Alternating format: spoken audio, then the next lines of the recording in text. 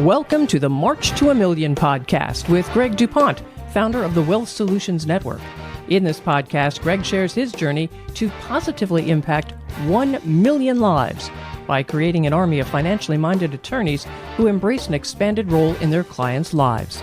Greg and his guests challenge the status quo in the legal profession and the financial services industry, and show attorneys how they can improve their lives, provide greater value to their clients, and experience greater professional satisfaction. Join us in this movement and strengthen your business by learning how to solve your clients' most pressing financial problems. Hello and welcome to another March to a Million podcast with Greg DuPont. Today, we're going to be talking about the second of all 6 pillars. We spent the last episode on the first pillar. If you haven't listened to it, please make sure you go back. But today, we're going to be talking about wealth preservation. All right, Greg, where do we start with this? So, Matt, most of the people that we talk to in an estate planning kind of conversation have kind of finished their savings journey. They're trying to figure out they've got their bucket of money that they've accumulated, and they want to preserve their lifestyle, preserve legacy. And that's what wealth preservation is all about, what the pillar of wealth preservation is about. How do we take this bucket that they've got and have it suit their lifestyle they want and leave the legacy they want? All right. Well, so they're not putting any more deposits into this bucket, right? They're done. So this is a very stressful time, I'm assuming, for the people who come to you, Greg, because this is a big deal. Walk me through that. So it's a transition, right? It's people are looking down the road and they're seeing all of the political strife, the economics, and they want to live their life. The financial industry looks at the money side of things all too often. But when somebody comes before us as advocates in that end of that savings journey, ready to start using it, that balance in there, that's their work life. It ain't just a number.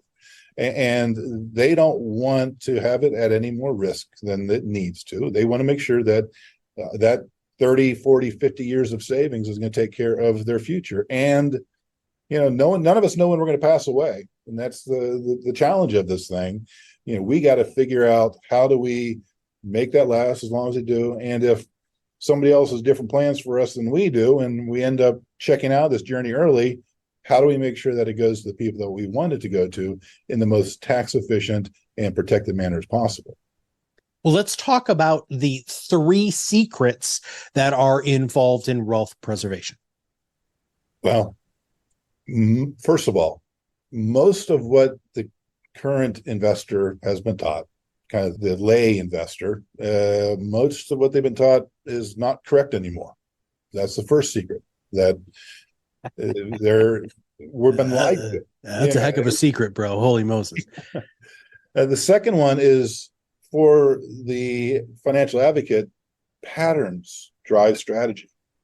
So that's what we're looking for. We're looking for the patterns, and those are what's going to help us determine what are the right strategies going forward. And the third one, for an attorney that's thinking about becoming a financial advocate, is that these patterns exist right now in your current client base, the clients that you serve. So I was for example, I was onboarding a new member earlier today, and we're talking about his book of business. And right now he's got a healthy estate planning practice, and he's got 20, 30 people coming through his office every month. And when I started showing him some of these patterns, quickly the math as to, one, the money that he could preserve for the families becomes extraordinary. And on the flip side of that, the impact on his practice is tremendous as well. Yeah. All right. Did we get to the third one? So that's the third part. The third one is that these things are in front of the attorneys day in, day out. Okay, clear as okay. So let's break down secret number 1, because you just unloaded a whole bunch there, man.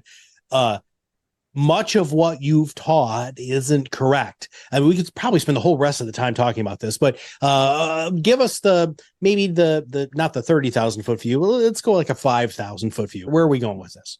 So I will go from my own experience, because these are the paradigms that I had to shift when I moved into this role. You know, what did I find out that I thought I knew that I didn't know? I mean, I've got a finance degree. I studied this stuff, and as we talked about before, I cut my teeth inside of a mutual fund family and learned modern portfolio theory, how this is the tool that provides us protection, the diversification of our portfolio. Well, how's that worked for you? Okay. Yeah. It hasn't, and there's a reason why. So the first thing that people have to understand, that static modern portfolio theory that drives 90% of the consumers' portfolios out there doesn't behave the way that we've been told. Okay? So that's number one. And number two, the consumer has been herded into tax deferral without having an understanding of how that's going to come back and bite them in the rear end. Because everything old is not new again in that situation. And then as we talked about at the outset, the third of my change paradigms, things that I've been taught that are not true, is nobody really understands until they go through it that the game changes when you go from saving to using that savings. So there's a dramatic change when you go from accumulation to distribution. The fourth thing I'd like to point out is one of my change paradigms that is something I grew to believe that I found out that was not right. I came out from the mindset that these annuity things are terrible and people should avoid them like the plague. And that was my mindset when I shifted into this role. And it took me a few years to find, well, I wasn't wrong, but I was behind the times. Mm-hmm. There were some things that changed that now make the correct annuities an incredibly powerful tool to preserve wealth. And the last thing that I learned as a lawyer that I had to deprogram myself, and that's maybe it's coming from the Dave Ramsey school, the buy term and invest and all that stuff. All this talk about how life insurance, I don't need it in retirement, it's completely a waste of money. Well, it's hogwash. For many people, it is an incredibly powerful tool in terms of trying to preserve and transfer their wealth to the next generation. So those are 5 things that I believe are kind of the cornerstones of what you've been taught is not true. Are there any of those that you want to dive more deeply in on this show, or do you want to go ahead and kind of to move on here? I think we'll move on because each one of those is a show in and of itself. Yeah, and I just want to just very quickly from my perspective, 80% of Americans, when they hear the value or what an annuity offers, says that they want it, and then the minute you use the word annuity, it's 20%. So unfortunately, there's been a substantial amount of misinformation out there. And the other thing that's really powerful is the wealthy buy life insurance. Oh my goodness gracious. And they talk about it all the time. But for some reason, that hasn't trickled down to the estate planning attorneys that we're focusing on here. So one of the things that a financial advocate needs to understand, heck, any consumer needs to understand, is the rules have changed. When we started the 401k experiment with the guinea pig generation, which is the people that are our clients that have got these monies in 401ks, IRAs, what was the story that we were told? The story that we were told was that when we get to retirement, our personal income tax rates would be lower than they were during our earnings years. Mm-hmm. And that had truth to it in the 80s, mm-hmm. before the Reagan Revolution, before we went from having dozens of tax brackets to having broad tax brackets. Okay, so we thought we'd have some arbitrage when we came out. But the first question that I ask all my clients is, hey, in retirement, do you want to decrease your standard of living? No, nobody does. Nobody wants to decrease their standard of living. And So as we are sitting in the status quo, most likely we're going to be still in the same tax bracket because of the broad range of income that's covered under taxes for most people, let alone what's going to happen when Tax Cut and Job Act expires, let alone what's going to happen when the government finally addresses the growing, insurmountable, unmanageable, and untenable debt that we have. Mm-hmm. So it's a mathematic and geopolitical certainty that personal income tax rates will be increasing in the future. And so if you are somebody that is counseling a family as to how to preserve, protect, and transfer wealth, you've got to be telling them, hey, the risk is this is going to get lopped, going to get whacked. When I started practicing law back in 1992, it was the standard of care for an estate planning attorney when sitting across the table from a family that had $600,000 to talk to them about an A/B trust to try to protect them against a federal estate tax that kicked in at 35 to 40%, depending. And now, most estate planning attorneys sitting across the table from a family, their wealth is their house and their IRA, their 401k, and they're doing nothing to protect that family from the 40% whack that IRA 401k is going to take when it goes down to the next generation. And I believe that it will be malpractice in the future, especially if I have my way of making this more of the standard discussion for an attorney, that there are tools out there to preserve that wealth. Thank you for allowing me to get back on my soapbox. Yeah, dude, I love your soapbox, brother. Absolutely. I love your passion. I think that's something that we really want to continue to have the listeners understand is that this is your core being, right? And part of people's core beings are patterns. And so you talked about patterns drive strategy. And the third one is that there are patterns that are within your existing book of business that you can use to serve. Let's talk about patterns. So patterns drive strategy. What does that mean? Well, so part of what we've done with Wealth Solutions Network is we have developed, call it templating. Okay. There are certain fact patterns, which is what attorneys are trained to find, that are repeatable. There are nuances from one to the next, but the fact of this is that when we're sitting there with a client that has their income needs met, we see a pattern there. Do we have an excess capital problem, which is a good problem to have, right?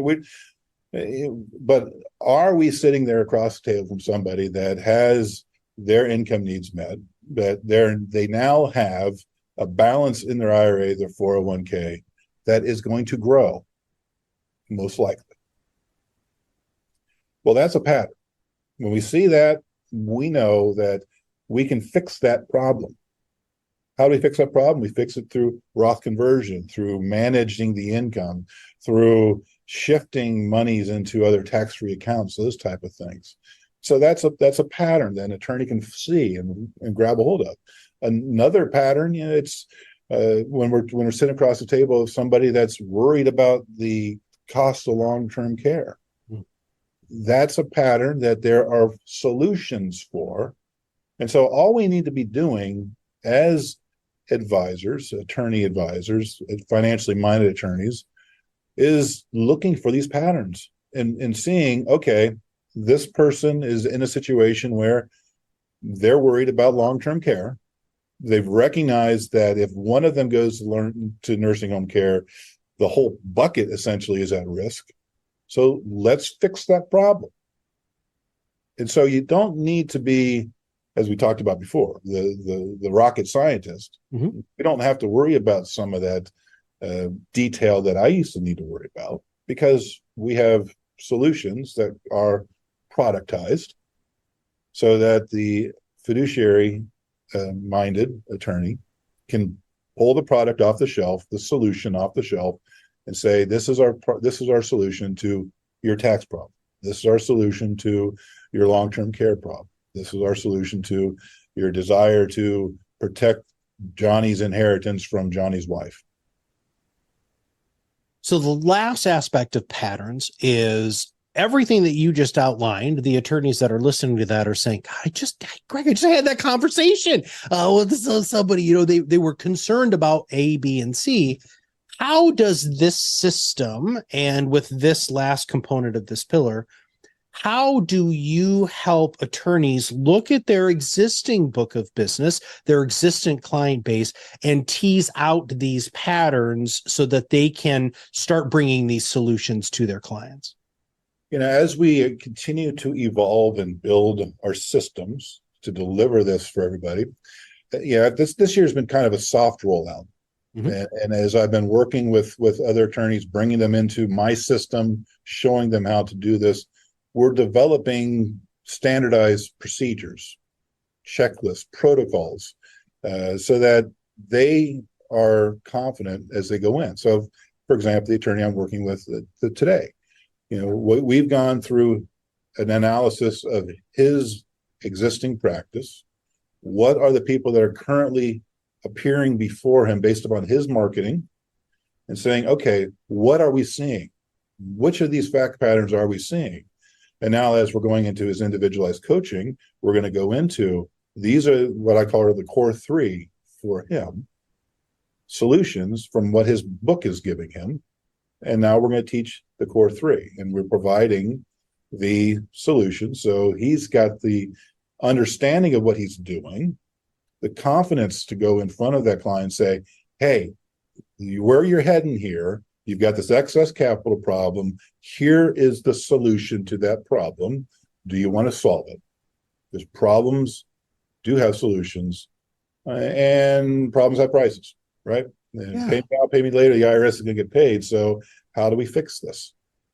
And so that's what we do with our training. Okay.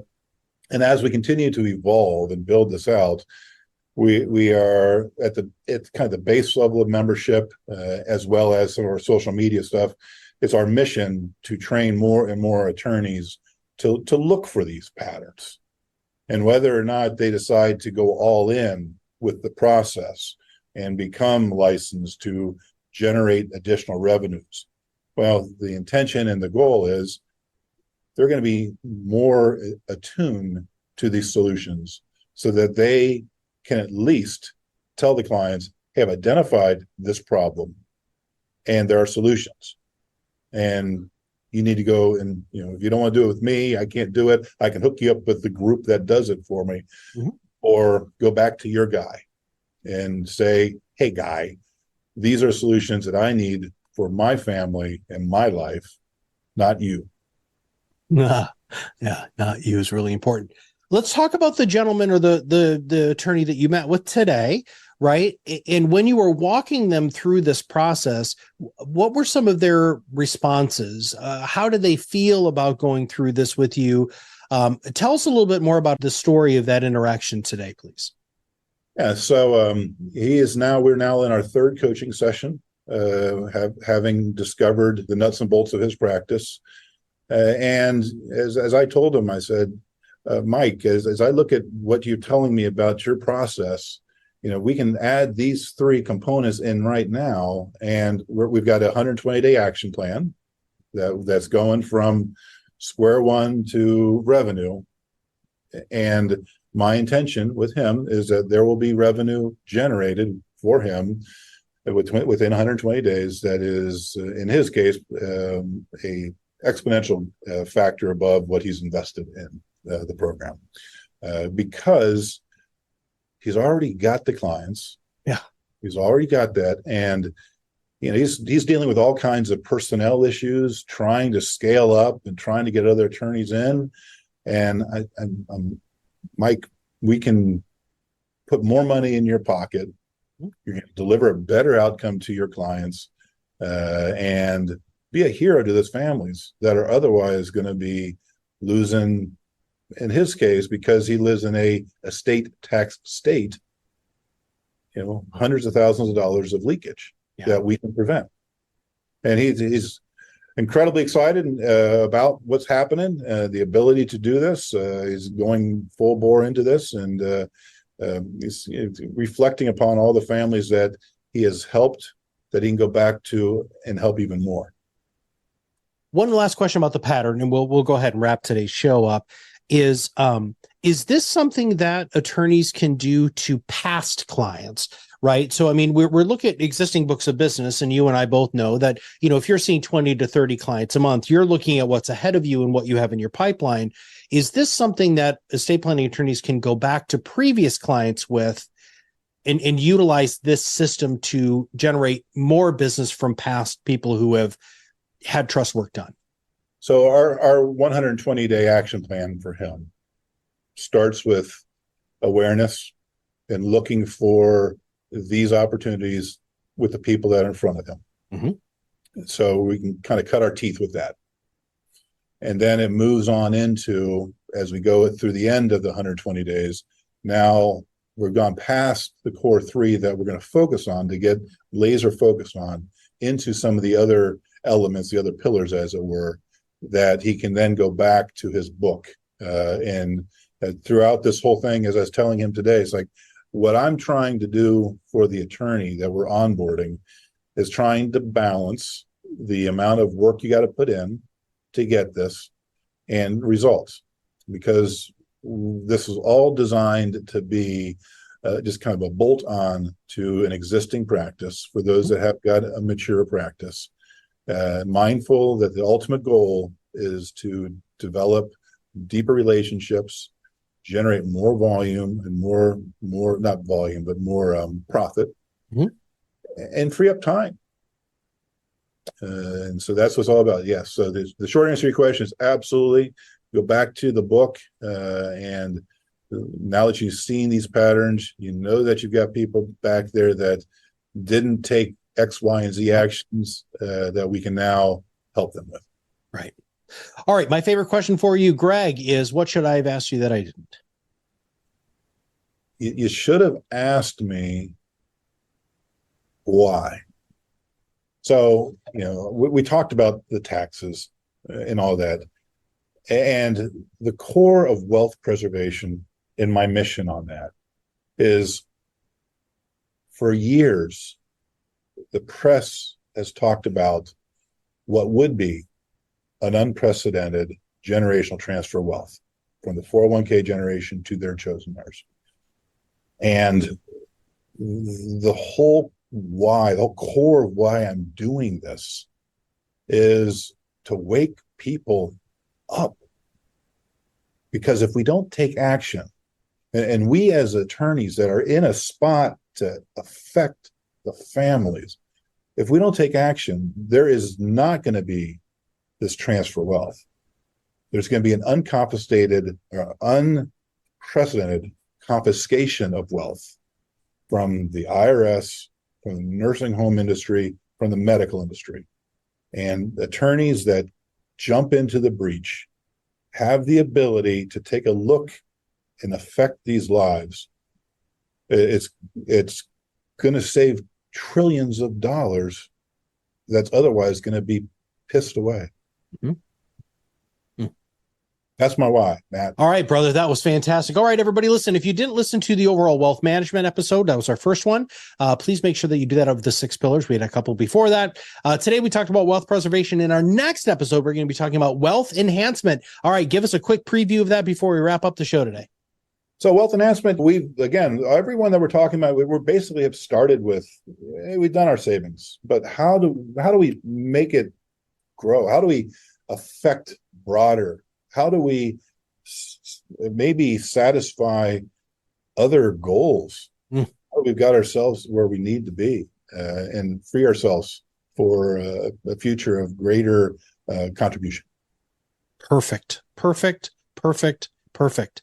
All right, everybody, if you have not subscribed to the show yet, make sure that you do. If you know that another estate planning attorney who needs to hear this, please make sure that you share this show with them because this is a movement. We are at a march to 1 million, everybody. We're trying to do what we can to truly and fundamentally change the way the estate planning attorneys look at their existing book of business and how they can serve their clients in a much more holistic and a much more appropriate manner. Your clients are going to thank you for this.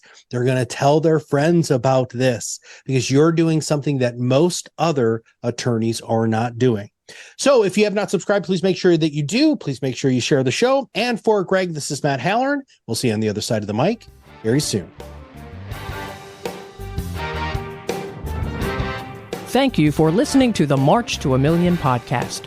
Click the follow button to be notified when new episodes become available, and get in touch with our team by visiting our website at www.wealthsolutionsgroup.biz or give us a call at 614-432-8065. The information covered and posted represents the views and opinions of the guest and does not necessarily represent the views or opinions of Wealth Solutions Network. The content has been made available for informational and educational purposes only. The content is not intended to be a substitute for professional investing advice. Always seek the advice from qualified financial service providers with any questions you may have.